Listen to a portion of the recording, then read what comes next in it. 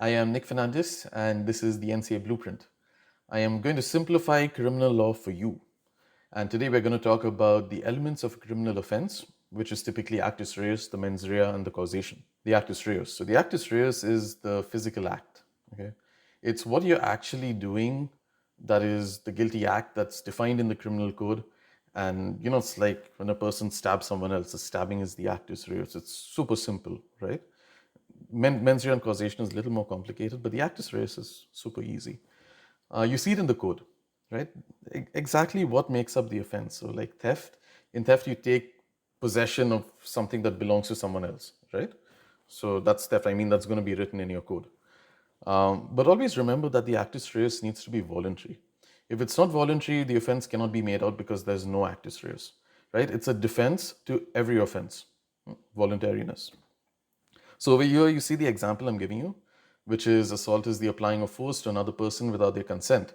So don't worry so much about the consent. I mean, fairly easy to see in the fact pattern. But the applying of the force is really what you got to analyze, right? Was force applied? I think it's very simple. No need to spend too much time on the actus reus. Now, one element of the actus reus is the causation. You've got to establish in some offenses that what the accused has done has caused that particular effect in the complainant. So you see the example I'm giving you over there? Homicide is the causing of death of a human being. So you see causing of death, right? So it's like, okay, stabby, you stab the guy, you cause his death, right? So the death was caused because you stabbed him, right? He would not have died but for you stabbing him. So the causation is made out over here because, well, in that set of facts that I gave you, the causation is made out. Now, whether an offense needs causation or not, you got to understand that from the criminal code. So it's vital that you are able to read the criminal code and understand what is going on. You can look at the criminal code online. It's very easily accessible. Just type criminal code Canada into Google and you're going to get it, right? And it's okay to just maybe look at a bit of the actus reus. They're not really going to give you the mens rea, right? And you might be able to infer some causation, but you really need to get an annotated criminal code. And the NCA recommends Tremier's, the practitioner's criminal code, and what's that, Martin's, right? So get any of them, it doesn't really matter. I've compared them. They pretty much say the same thing, right? They're all super easy to read. They say the same thing. There's one thing called the student edition. I'm not a fan of the student edition as such. I find that there are some differences. I would just go for the normal one. I feel like in the student edition, they're too wordy and they don't get to the point, right? That's what I'm a big fan of. Like, just get to the point, say what you got to say, and that's it, no? So don't get the student edition, get the normal practitioner's criminal code. You'll be fine. Well, any annotated criminal code, right? Not the student edition. I've got a practitioners and I've got a Martin's. I don't see any difference.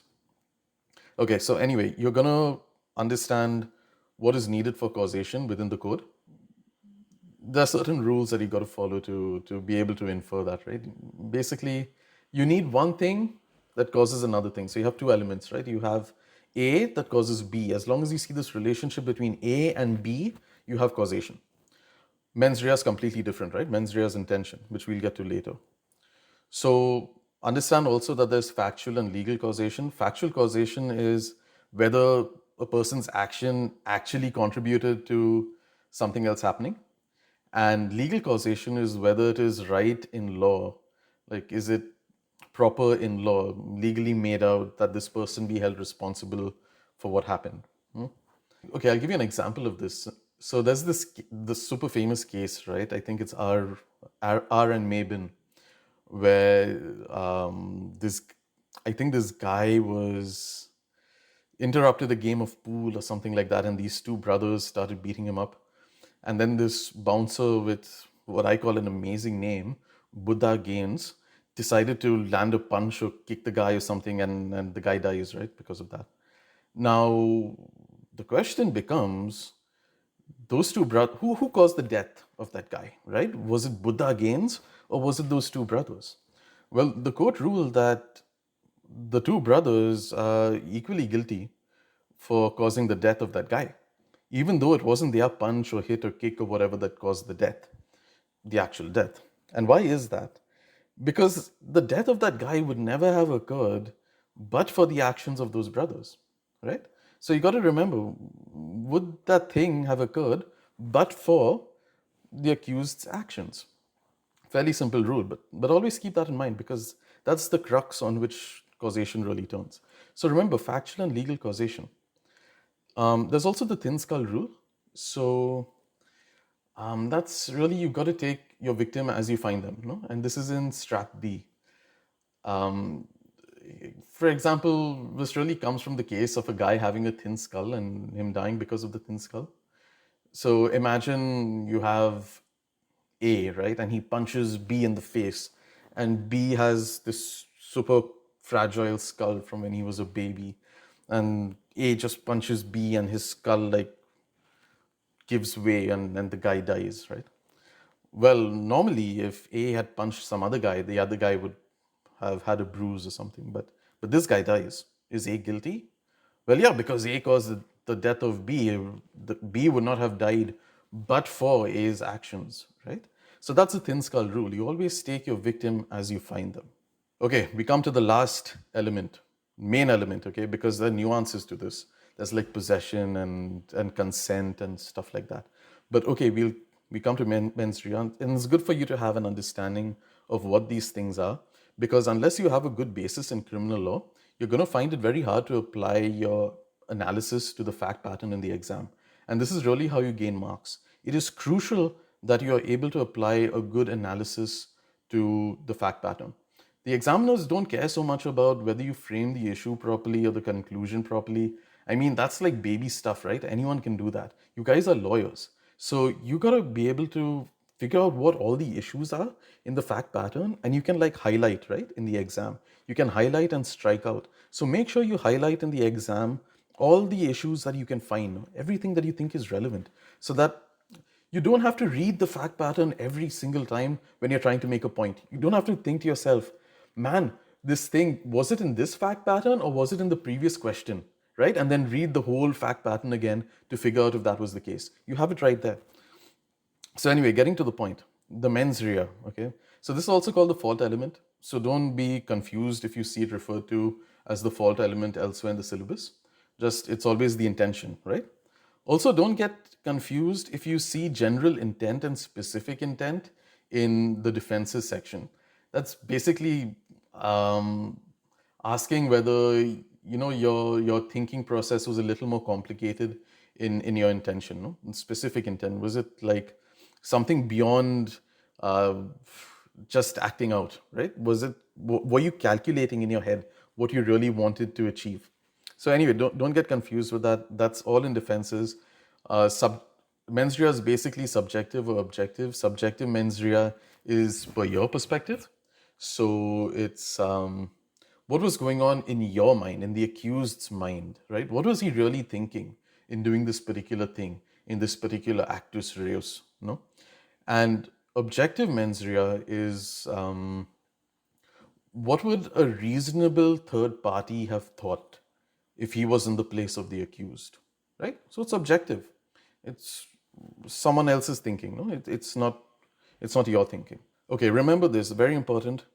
You gotta apply the required mens rea to every element in the actus reus. Okay? So the actus reus may be made up of multiple elements. And you've got to apply the required mens rea, whether it is subjective or objective, whatever. Sometimes a particular crime might have a subjective component and an objective component. So you've got to apply the mens rea, the required mens rea, for all elements, actus reus elements of the offense. Keep that in mind. Super important. You lose marks if you don't do that. Sometimes there are objective features to offenses. Again, I don't want to get too much into this, but okay, very briefly. You take an offense like sexual assault. Typically, in serious offenses, the government wanted you to have a subjective mens rea. Because they were serious, right? Like for murder, it has to be subjective, always. Even attempted murder, subjective mens rea is required. Because you can't look at things from an objective third party, right? Like the third party's perspective. It's such a serious crime, you could go away for life. They need to know what you were thinking. So objective mens rea is really a lower bar to prove mens rea. And subjective is much higher. No? So here in sexual assault, ideally, it should be subjective. Now, there are two components.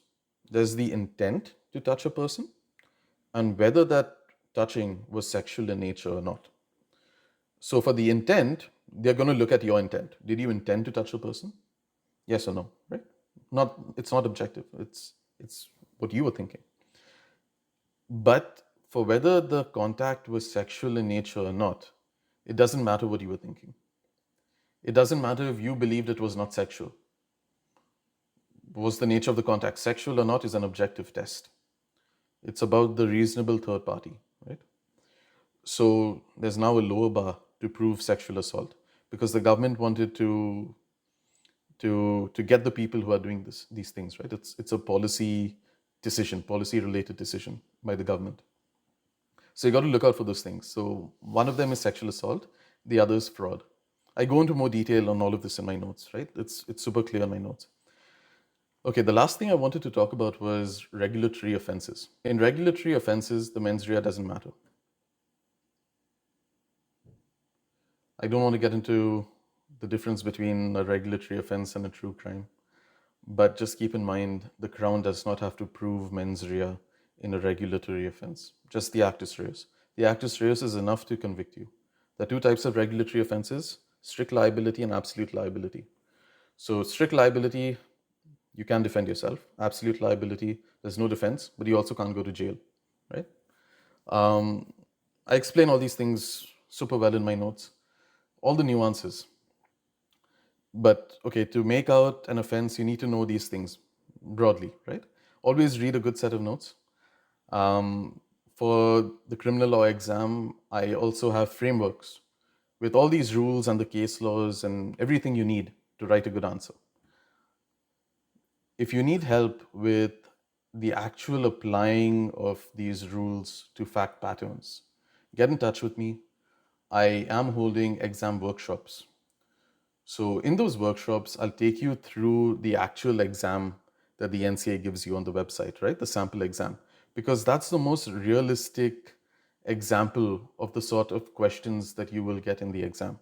I'll take you through, I'll communicate with you, have a very interactive session where you will try to answer those questions based on my framework, and I will tell you how well you are doing, no? And I will give you tips to improve your performance, to get more marks.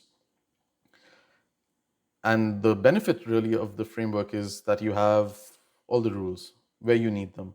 You don't have the possibility so much that you will pick a wrong rule or you will not find the rule that you need. Because all the rules that you need are in order, and I tell you exactly step by step how to go through an offense, defense, procedure, what do you need to do when, right? What do you need to think of? And yeah, that's how you do the criminal law exam. So I hope this video was useful. I tried, because criminal law is so nuanced and it's so broad, no? I did not want to make this a half an hour, 1 hour video on the elements of an offense, but I wanted to give you an idea so that when you go to your notes and you start studying, you will remember this, right? Even subconsciously, if you don't remember everything, even subconsciously, you will remember something that I've said, and it will trigger in your mind when you start to read the notes, right? And it won't be all new to you, it won't be foreign. You'd have some familiarity with what I am talking about right now. So yeah, I hope this was useful. Let me know. Give me a like, subscribe to my channel, join my WhatsApp group. I'm always happy to answer all of your questions, and I'm rooting for you. I really want you to pass these exams, become a lawyer in Canada. It'd be a dream come true, yeah? And yeah, let's keep in touch.